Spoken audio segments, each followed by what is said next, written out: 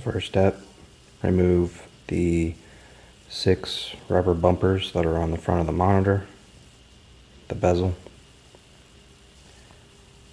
which look like this.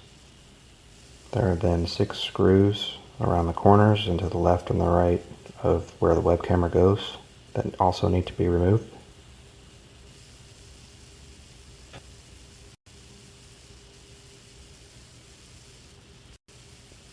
Next, the back plate can be removed by taking out the 4 screws that are in the corners.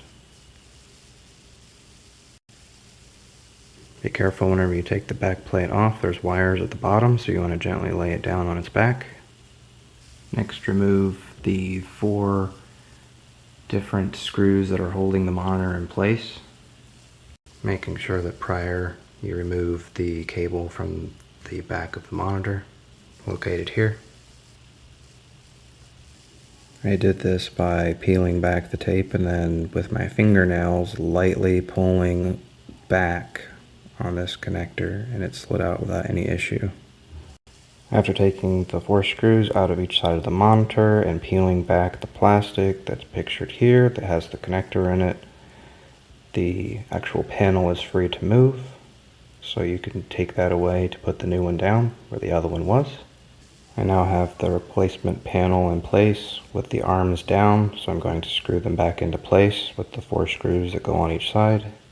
So I now have the 4 screws back in on each side, and I'm going to reconnect the cable. So I did this by pulling on the top plastic piece. There was a little tab that was made to this connector. I was able to pull it back into place so that I've got a good connection now. I don't know if it's entirely necessary, but I did take the plastic piece, carefully removed it, and then folded it back into place and put the adhesive, sticking it back to the back of the monitor like it previously was, just on the safe side.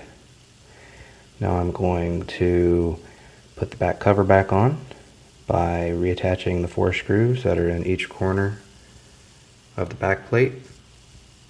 As you're putting the screws back in, make sure that you get the wires where they need to go on either side.